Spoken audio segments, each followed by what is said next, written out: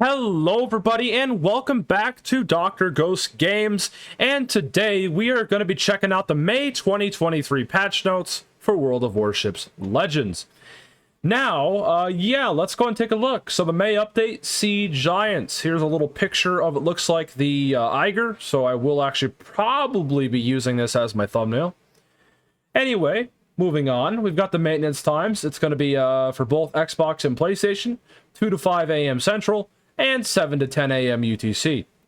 The update size for Xbox One S and X is going to be 4,500 megabytes, and the update size for the Series S and X for Xbox is going to be 4,600 megabytes. PS4, 4,600, PS5, 768, iOS, 680, Android is going to be 950 through 5,950 megabytes. Now, if you guys redeem this little code here, B8P947NL2X, if you guys redeem that code here, so this one, if you copy and paste this right over into this link here, you guys can redeem this code and you get some Radeon Marina camos and stuff like that. Now, we're going to go and read the TLDR real quick. So it looks like we're going to be getting the Cruiser Eiger. We've already covered that in a previous video. Feel free to go check that out. It was not posted that long ago, but yeah, we took a look at it on the PC version and I kind of gave you guys my thoughts on it. And yeah, we're also getting Italian destroyers in early access. This is a little bit of a surprise. However, I was figuring that this line would come out eventually. I was like, yeah, this is probably going to be the next line, and here it is: Italian destroyers in early access. 3 brawl seasons, okay, 5-week calendar.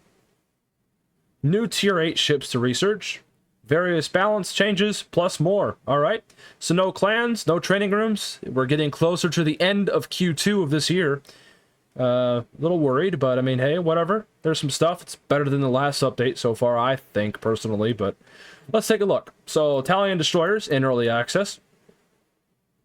So, it looks like it's time to deliver. It's time to deliver a fresh line of ships for you to research, so you can give our balance department, like that's a thing, the balance department, quote unquote. They should have air quotes right here and there. Some more numbers to crunch once you're done unleashing the beasts.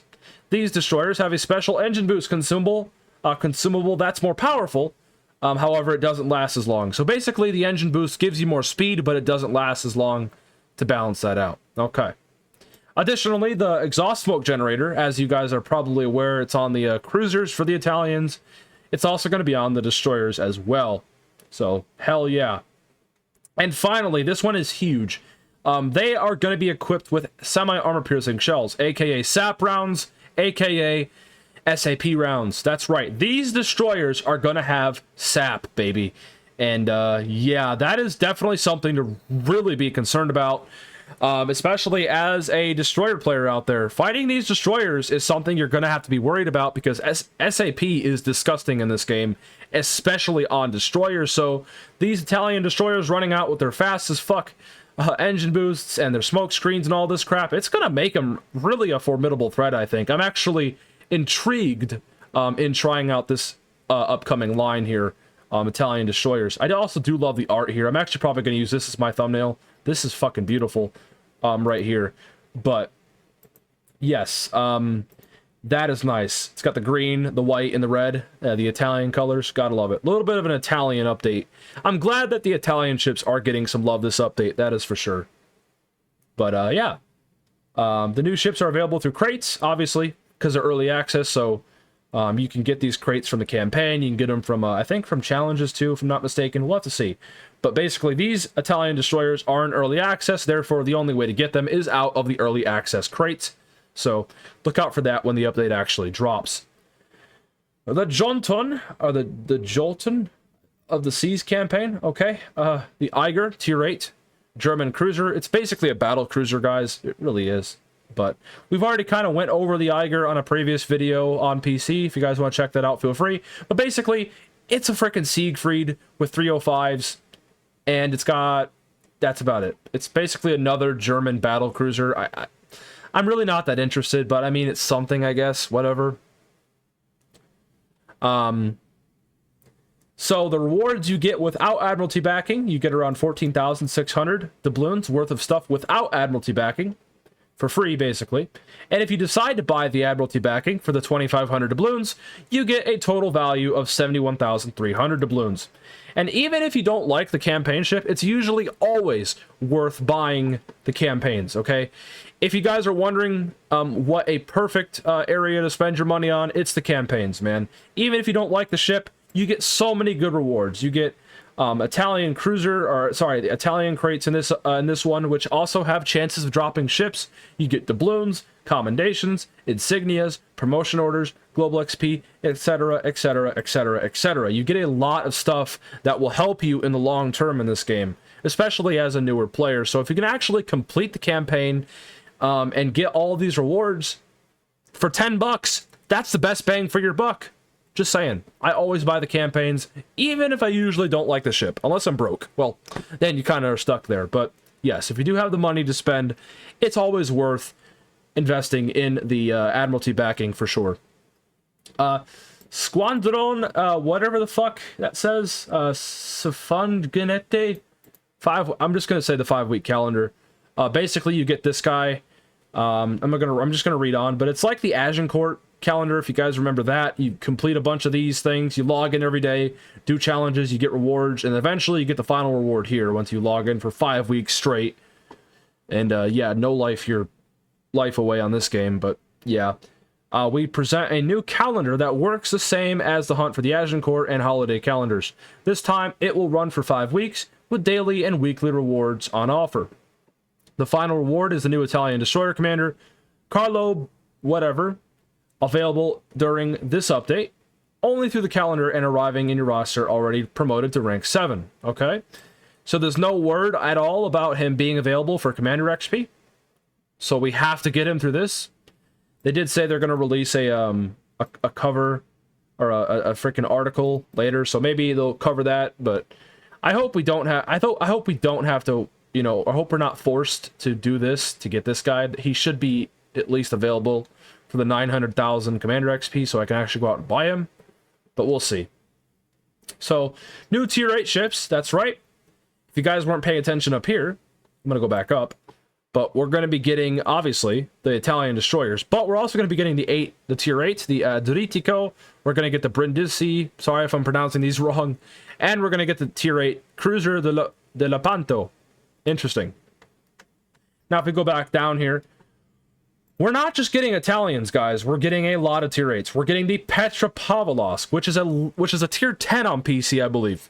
This thing is absolutely disgusting on PC, and, well, if it's anything like it is on PC, it's gonna be disgusting. Petropavlovsk is... well, it shouldn't be a Tier 8. Let's just say that. But we're getting it, nonetheless, as a Tier 8 cruiser. This thing is absolutely busted on PC. And not to mention, it never gets citadeled, mainly because it sits so low in the water, okay? The Petropavlovsk sits so goddamn low in the water, and because of that, its citadel is lowered, so it's almost impossible to citadel at close range, unless you're at farther ranges. So, Petropavlovsk, man, is a busted cruiser, and I hope it's not as busted as it is on PC, because then it's just going to be broken. We'll see. Soviet destroyer, whatever that is. Tier 8 Russian destroyer. Obviously, we've already went over these two Italian ships, and the Pan-European destroyer, the Smolensk, is coming as well. So Smolensk and Petropavlovsk, I'm actually kind of intrigued. These two right here on PC, as far as I'm concerned, they are disgusting, okay? Smolensk and Petropavlovsk, very disgusting ships on PC, and I'm looking forward to them, but I'm probably not going to have them anytime soon, because they cost a lot of credits, so probably going to have to do a bit of credit grinding in order to get those. Yeah. I don't know, guys. Whatever. But anyway, Brawl returns. 3 Brawl seasons with fun new rules are present in this update. The first variant of the mode gets underway on June 1st. Okay? So they're going to give more information, hopefully, in the future about it. Apregio returns. Okay. I really don't care. And we're getting some new ships. The Constellation, Tier 8 American battleship. Besides her beautiful name, this magnificent, quote-unquote magnificent, looks like a pile of crap to me, but we'll see how it is. It also looks like it's fucking Jesus. It sits so high out of the water. This thing looks like a floating fucking citadel to me, but we'll see, man. Jesus. But besides her beautiful name, this magnificent ship features torpedoes, which is pretty unique for an American battleship, and the radar consumable. Also pretty unique for an American battleship. The Missouri does not have. The Missouri is the only American battleship in the entire game to have radar. So this is going to be the second American battleship in the game to have radar, and really the second battleship in general to have radar. Because I think there's no battleships in the game that have radar except the Missouri. So this is going to be quite interesting. Who knows? If this thing's actually good, I might pick it up. I'm going to have to watch some of the some videos out there. I'm sure people are going to post plenty. But I'm the kind of person that only buys ships after I see videos on them. I'm not going to spend a bunch of money on this if it's not that well received in the community, and if it looks like a pile of crap. But so far, it sounds pretty interesting. Torpedoes and radar on an American battleship sounds kind of unique. Next up, the Tier 6 Premium Destroyer, the FR-25. It looks like an Italian destroyer, judging by the flag here. Exhaust smoke, SAP shells, and an engine boost. Okay, cool.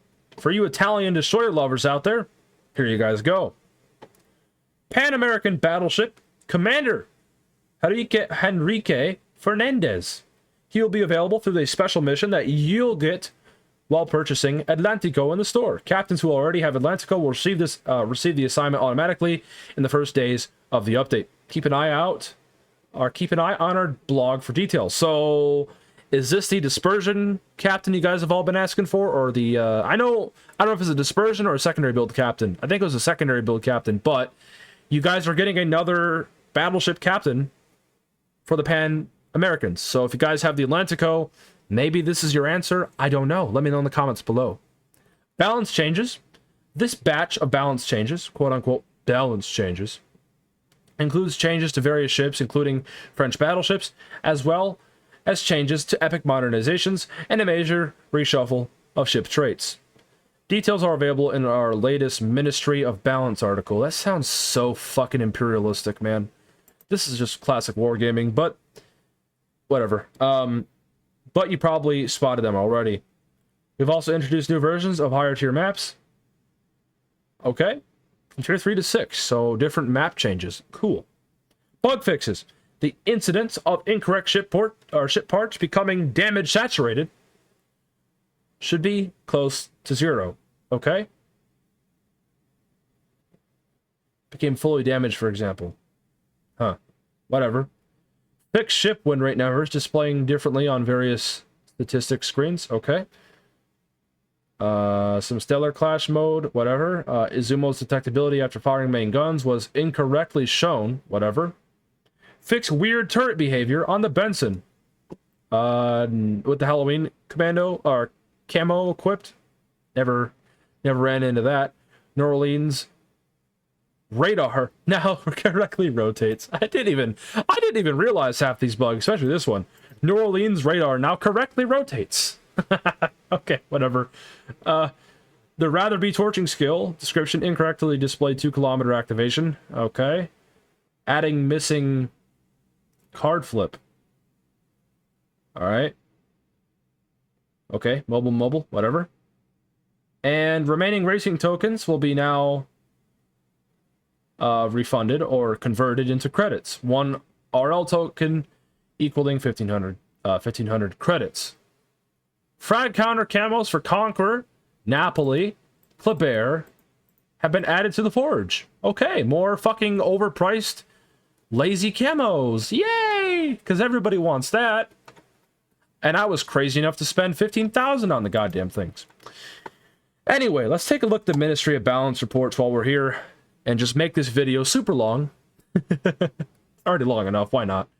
Welcome back to the May edition of the Ministry of Balance report. This update, we're focusing on some of the ships that appear in your feedback on occasion.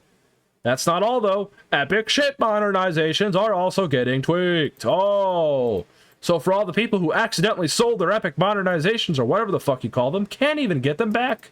Let's see, though. Let's see if they address that at all. Epic modification tweaks. This change is relatively simple. The activation requirements for the Epic modernizations have been changed to simply account for damage rather than shell hits. Okay. Where disadvantage? I really don't know. All right. Cool. Ship overview traits refreshed. We went through the overview traits for all of the ships currently in the game with a fine-tooth comb, refreshing the traits to match changes made to the ship or more closely fit the intended place. Ah, okay. So they're changing the... so when you guys go to the overview, it basically says what... Basically, it's like Wargaming's like little thing of like, this is kind of what the ship's good at. And not always, it was like... It wasn't always correct. That's actually good. Okay, so let's read these. For example, Yamato's superior HE damage trait has been replaced with superior AP pen.